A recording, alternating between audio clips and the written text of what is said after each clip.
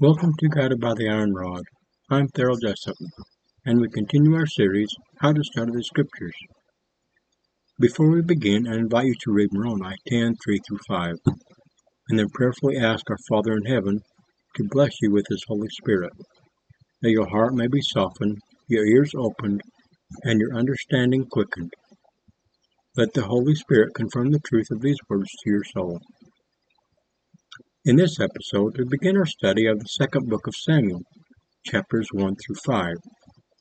These chapters cover a pivotal moment in Israel's history, David's rise to power.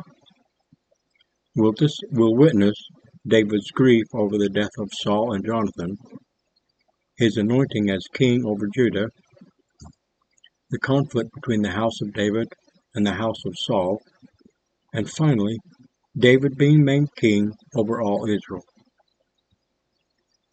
For further insight into this period, I encourage you also read 1 Chronicles chapter 11 and 12 in your personal study.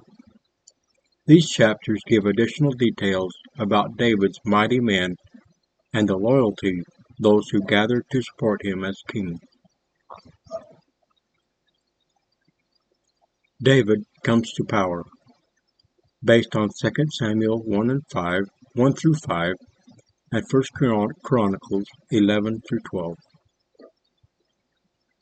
After a long and difficult road, David had returned to Ziklag. The Amalekites had been defeated, and for a brief moment there was peace. But the calm would not last. On the third day, a man arrived from the battlefield. His clothes were torn. Dust clung to his head, a sign of grief and defeat. He bowed before David, trembling with urgency. "Where have you come from?" David asked. "From the camp of Israel," the man replied. "The battle was fierce. Many have fallen. Saul and Jonathan, they are dead." David's heart dropped. "How do you know this?"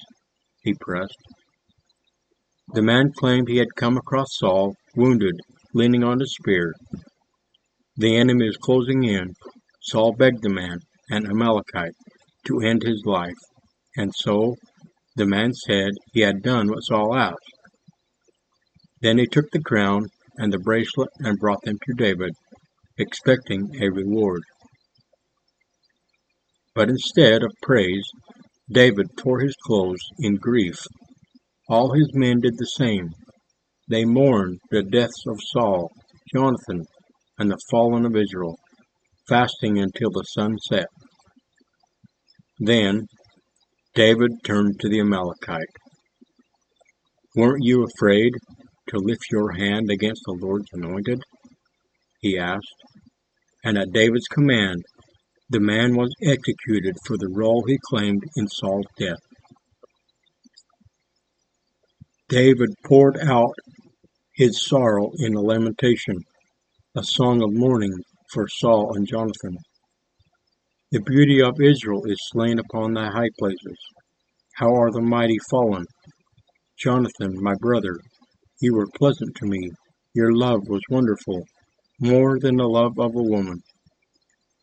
How are the mighty fallen, and the weapons of war perished?" After this, David inquired of the Lord, "Shall I go up to the cities of Judah?" The answer came, "Go up to Hebron." So David and his men, along with their families, settled in Hebron. And there, the tribe of Judah came and anointed David as their king. But Israel was not yet united. Abner, commander of Saul's army, took Saul's son Ish-bosheth and made him king over the rest of Israel. Gilead, Jezreel, Ephraim, Benjamin, and more. And so began a bitter civil war between the house of Saul and the house of David. The conflict grew. Skirmishes turned to battles. One day, by the pool of Gibeon, 12 men of David clashed with 12 of Ish-bosheth. They all fell together. War raged, and David's forces grew stronger, while Saul's house weakened. Abner, once Saul's most trusted commander, grew frustrated with Ish-bosheth. A dispute arose, accusations involving one of Saul's concubines. Abner, insulted and angry, turned his allegiance to David. He promised to gather all of Israel under David's rule. David agreed, but with one condition. His wife, Michal, Saul's daughter, must be returned to him. Abner fulfilled the request and came to Hebron in peace, vowing to unite the kingdom. But not all trusted him. Joab, David's commander and brother of Michal, whom Abner had slain in battle, took matters into his own hands. Without David's knowledge, he killed Abner. He called Abner back and killed him in revenge. When David heard of Abner's death, he was horrified. "I and my kingdom are innocent of this blood," he declared. David mourned deeply for Abner, fasting and leading the funeral procession. All Israel saw his sincerity and knew the king had not ordered the death. That day, David's favor among the people deepened. Soon after, two captains under Ish-bosheth, seeing the kingdom slipping away, plotted a wicked act. They crept into Ish-bosheth's home while he rested, murdered him in his bed, and took his head to David. "We've avenged you," they said, expecting a reward. But David was appalled. "When a man told me Saul was dead, thinking he brought good news, I slew him. How much more you, who have murdered a righteous man in his own house?" And so David had them executed, their punishment swift and public. Finally, with the house of Saul broken and Israel weary of division, the elders of the tribe came to David at Hebron. "You are our flesh and bone," they said. "Even when Saul was king, you led us. The Lord said to you, 'You shall feed my people. Be our king.'" And David made a covenant with them before the Lord. They anointed him king, not just of Judah, but of all Israel. David was 30 years old when he began to reign. He would rule for 40 years, 7.5 from Hebron over Judah, and 33 from Jerusalem over the United Nations. The first act of the new king was bold. David marched to Jerusalem, which was still held by the Jebusites. They mocked him from their walls. "You'll never get in here," they sneered. "Even the blind and the lame could keep you out." But David took the stronghold and called it the City of David. He built it up and made it his new capital. The Lord was with him, and it grew greater day by day. Allies came. Hiram, king of Tyre, sent builders, cedar, and craftsmen to build David a house. David now knew his kingdom was established by the hand of God for the sake of Israel. But with power came threat. The Philistines gathered to challenge him. Twice they came to the valley of Rephaim, and twice David inquired of the Lord. "Go," said the Lord the first time, "and I will deliver thee." David went, and the Lord broke forth like water upon his enemies. He called the place Baal-perazim, the Lord of the breakthrough. The second time, the Lord gave different instructions. "Circle behind them, near the mulberry trees. When you hear the sound of marching in the tops of the trees, then move, for I go before you." David obeyed. The Lord struck the Philistines, and David pursued them from Geba to Gezer. Thus, David was established as king. By divine appointment, tested through grief and battle, and crowned by the will of the people, His reign had begun. Subscribe and share this with your family and friends. I would love to hear from you if you have an uplifting message to share.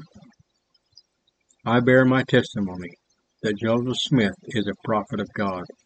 He was visited by the Father and the Son, the same as other prophets: Enoch, the brother of Jared, Abraham, Isaac, Jacob, also named Israel, Moses, and others.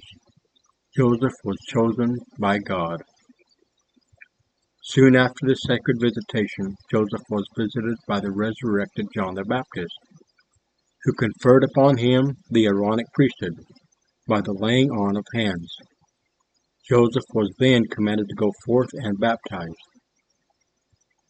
Later, the resurrected apostles, Peter, James, and John, who had led the church after Christ's resurrection, appeared to Joseph and conferred upon him the Melchizedek priesthood, ordaining him as an apostle of Jesus Christ.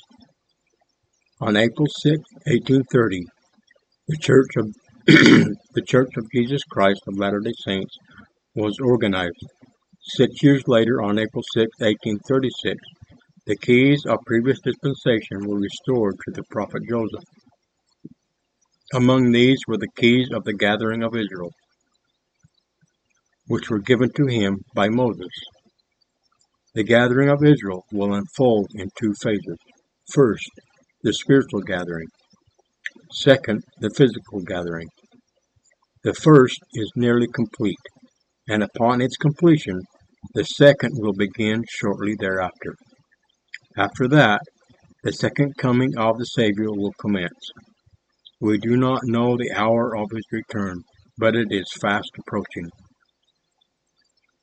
In that day, the Father will say to the Son, "It is time."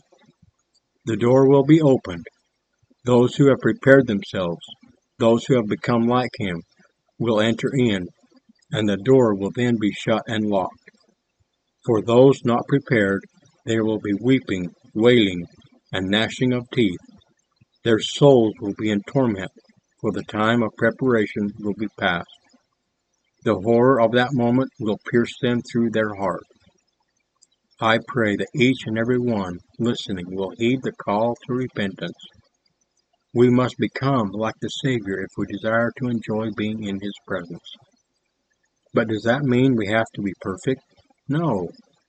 But through faith, hope, love, and a healthy dose of daily repentance, we can be transformed. This is the work of repentance. As James taught, even so faith, if it hath not works, it is dead being alone. James 2:17-26. I bear this testimony in the name of Jesus Christ. Amen.